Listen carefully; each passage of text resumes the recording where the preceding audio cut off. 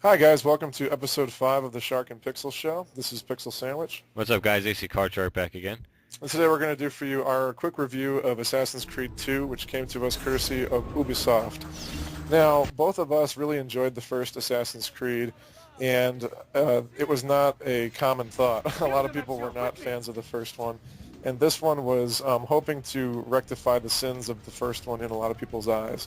And we're just going to talk about some of the good things and bad things from this game. So, Shark, you want to give us some of the good things that we saw? Yeah, one of the things I noticed right off the bat was the fact that you could actually swim. The first game, I really hated the fact that if you even touched water, it was like you disintegrated, you were dead. Yeah, there was a mission towards the end of the first game that was all on these little poles sticking out of the water. Yeah. Yeah, and it was like instant death every 5 seconds. Yeah, it was really annoying. So like this one was actually really cool. I actually enjoyed swimming from place to place. Like I would actually swim through the canals just on purpose, just because you could. But I definitely view that as something they actually fixed in the second one. It was great when you'd be like running on the rooftops, like running from people. Then you just jump off the roof Swan like, right dive. into the water. Yes, Yeah, it was really cool. swan dive right into the water, and they have no idea where you went, which is great. That was definitely a welcome addition. Yeah, definitely. I'm trying to think. The missions were pretty well variated in this game compared to the first one. I just feel like there was a lot of different stuff you could do in this game. Yeah, one of the big complaints about the first one was that the missions were really, really repetitive. You had a eavesdropping mission, you had a pickpocketing mission, you had races, and you had a couple other things. Yeah, like every time. Yeah, and those were the only ways to get to your assassination. So they tried to vary the missions in a bunch of different ways, and I think they were successful in that. Yeah, I agree, definitely. What about you? What are you thinking? Some of the other fast things. In the first one, you had to ride a horse all over the place to get to all the different cities, and it was beautiful and all, but it was just such a pain in the ass. Yep. And in this one, they were smart enough to include a fast travel option where there's a little spot in every city where you could go, and then you could say, okay, I want to go to this town, and you would be instantly taken there. With, it would just cost some of your gold or whatever, but it was no big deal. So I loved that. That was my favorite addition. I agree. I honestly, if that was the only improvement they made, that was fine with me. Yeah, yeah. I hated that stupid horse bullshit. It was horrible. Yeah, it was terrible. I noticed some of the voice acting actually was really really good in this game compared to the first one. I felt they got the accents, like the Italian accents and stuff, down really really well, and it felt like it just gelled more to where you actually were in the world and stuff. So. Well, that and the voice acting in the first one was freaking abysmal. Yeah, it was terrible. Yeah, it could only go up from that one. Yeah, like the guy that did the voice for Altair in the first one, it just sounded like they got him from some like community theater place or something. It was terrible. Like here's $20. You want to voice a character? Yeah. So I know one thing we were talking about at one point was that you could actually disarm your enemies. I actually didn't have a lot of experience doing that, but I think you did. If you want to. Yeah, a lot of like in this game they tried to vary up the enemies a lot, so they had some bigger enemies with some really really huge weapons, and you couldn't really attack them or counter them.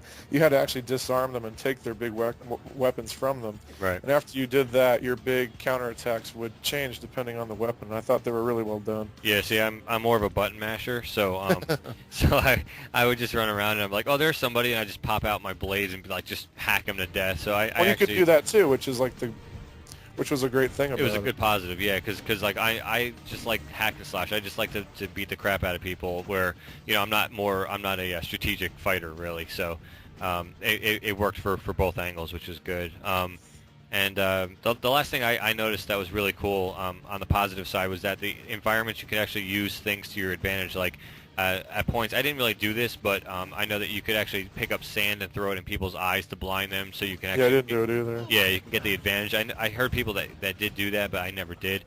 The one thing I really liked, though, was after you kill somebody, if you're kind of trying to be stealthy, you could actually pick up the body and throw it in like a bale of hay, so that no one's attention was brought to you.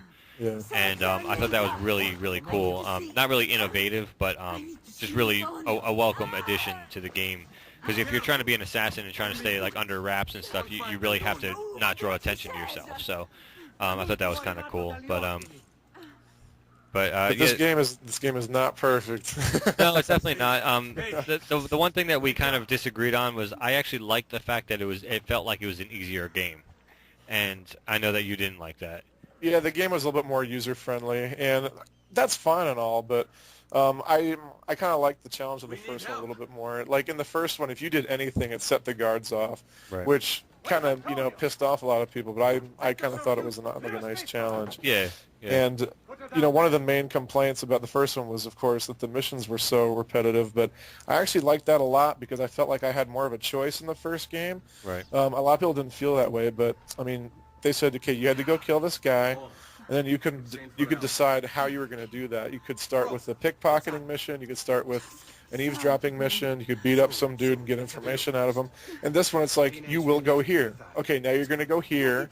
Now you're going to go here. Yeah, it was really Mission linear. done. It's super, super linear. Yeah. And a lot of people don't mind that because the missions are more varied, but I just felt like I was a rat going through a maze, and I had no choice. Find the cheese. Yeah, I was just trying to find my cheese the whole time. Yeah. It's like So- I can smell it. Which way do I go? Exactly. So Yeah. that was definitely a negative for me. Yeah. The one thing I absolutely despised about this game was the stupid underground burial temples that you didn't have to do, thank God. Yeah. But in order to unlock the coolest part of the game, which was getting Altair's gear, you had to go through those, and they were way too hard. And I got through, I actually think I got through 3 of them.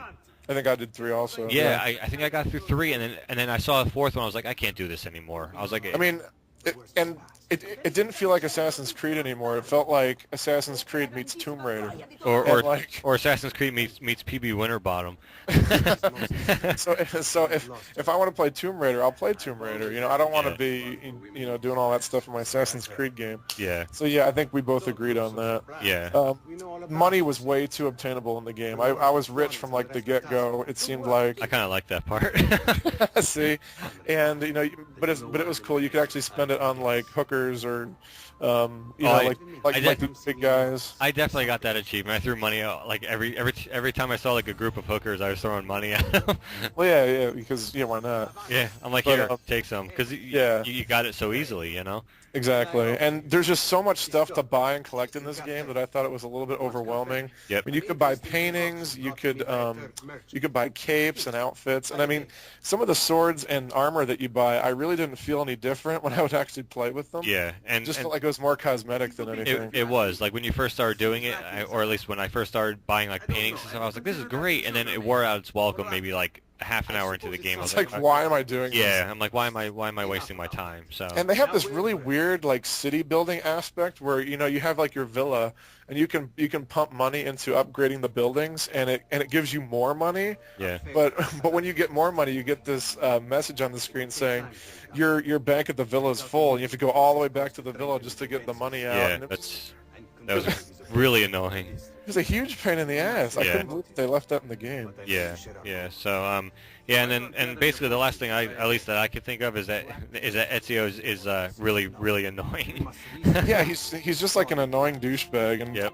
I don't like playing as him. Yeah. And even though like the voice acting is better in this game, I liked playing as Altair better. Yeah, I did too. I have to agree with that one. First, so. Yeah. So, but yeah, I mean that's pretty much the points that I could think of. Oh, and the flying mission that they touted, Oh, God.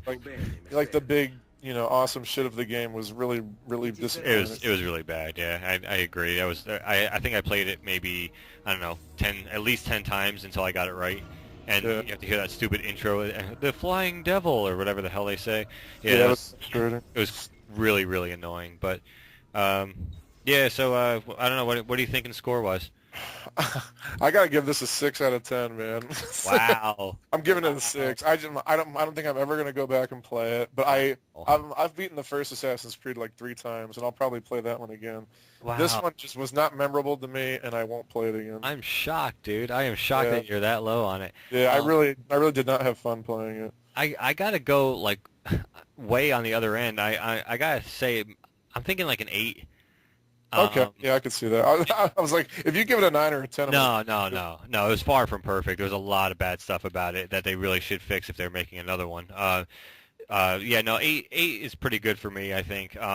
Like I did enjoy the hell out of it. I just got it again for PS3. I'm gonna play through it again.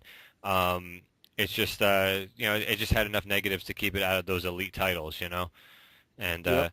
I think an eight's pretty justified, at least from my point of view, on my positives and negatives, stuff like that. So, but yeah, would you recommend it overall? I'd say if you didn't like the first one, I'd say you probably will like this one. Right. If you liked the first one, I think you won't like this I one because it's just so radically different. Yeah, I think you're right on. You hit the nail right on the head there. I think it all depends on how much you like number one. Because, I mean, they're trying to please everyone that hated the first one, but that Right. pisses me off because I like the first one. Yeah, exactly. So that's what I think. Yep. At least rent it if you guys haven't played it. Yeah, it's a definite rental and buy if you didn't like the first one. Yeah. But but yeah, so that should wrap it up, guys. That's our review for Assassin's Creed 2. Stay tuned. We're gonna have some more stuff coming up shortly. This is AC Card Shark. And Pixel Sandwich. All right, take care, guys. Late.